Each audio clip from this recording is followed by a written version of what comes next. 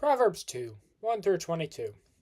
This passage goes deeper into the value of wisdom and helps us to understand that when we gain wisdom, we gain more knowledge of the fear of the Lord, which, like mentioned in chapter 1, is how we gain wisdom in the first place. It makes a nice, easy loop.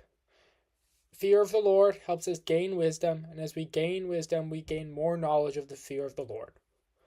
Going into verses 12 to 15, Solomon talks about how wisdom will deliver you from men of perverted speech and many other negative things. Perverted speech could be anything from swearing, insults, other perverted speech. The tongue is one of the most evil things in the body. It says all the things that people say, swear words, insults, hate words, all that stuff all comes from the tongue.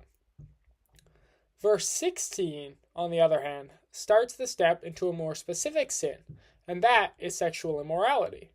We must have wisdom to be delivered from the forbidden woman / adulteress.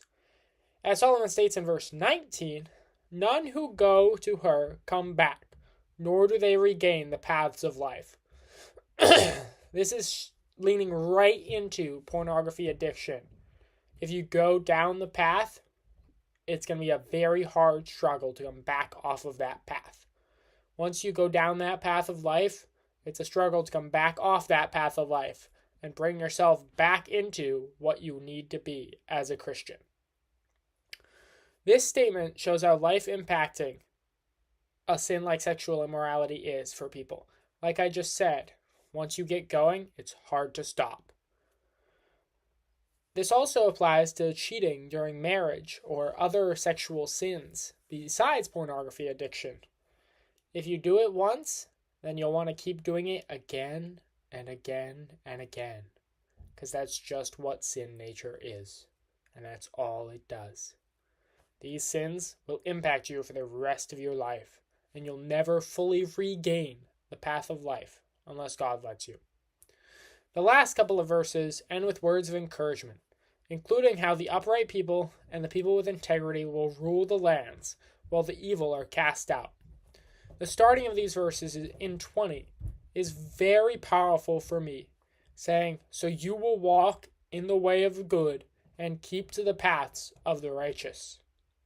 This is what we can do with God's gift of wisdom, but we first must gain it by fearing the Lord, and then request more wisdom as we gain understanding. God's gift of wisdom is the best gift that we can have.